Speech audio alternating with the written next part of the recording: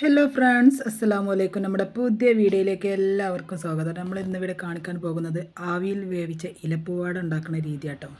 നമ്മളെ വീട്ടിൽ തന്നെ പച്ചരി കെഗ്ഗി ഉണക്കി മില്ല് കൊണ്ടുപോയി പൊടിപ്പിച്ച് കൊണ്ടുവന്ന പൊടിയാണ് കേട്ടത്. അത് വാട്ടിയാണ്ട് നല്ലവണ്ണം കുഴച്ച് ഉരുള രൂപത്തിലാക്കി വെച്ചിട്ടോ. ഇതിനൊരു ഇഡ്ഡലി ചെമ്പ് അടുപ്പത്ത് വെച്ച് ആ വെള്ളം തിളപ്പിച്ചിട്ടോ. എന്നിട്ട് പ്രസ്സുമ്മേൽ ഓരോ പത്തിരിയായിട്ട് പരത്തി ഓരോ ഇലകളിൽ വെച്ച് കൊടുത്ത് തേങ്ങയും കുറച്ച് ഇട്ട് കൊടുത്ത് ശർക്കര ഇട്ട് കൊടുത്തിട്ടോ.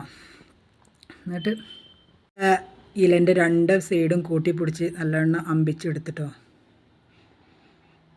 അങ്ങനെ റെഡിയാക്കി വെച്ച് അപ്പോൾ ഇതിന് വെള്ളം തിളച്ചിട്ടോ. അപ്പോൾ എന്നിട്ട് ഓരോന്നോരോന്നായിട്ടേക്ക് അങ്ങനെ വെച്ച് കൊടുത്ത് എല്ലതും വെച്ച് എന്നിട്ട് അടച്ച് വെച്ച് ഒരു 10 മിനിറ്റ് വേവിച്ചിട്ടോ. പിന്നെ ഒന്ന് തുറന്ന് നോക്കിയപ്പം അതിലിങ്ങനെ പച്ച കാണുന്നുണ്ടോ നോക്കി. പച്ച കാണുന്നുണ്ടെങ്കിൽ അത് വെന്തിയില്ല എന്നാണ് കേട്ടോ. അപ്പോൾ ഇതിൽ പച്ച കാണുന്നുണ്ട്, അപ്പോൾ വെന്തില്ല. പിന്നെ ഒന്നും കൂടി അടച്ച് വെച്ച് വേവിച്ചു.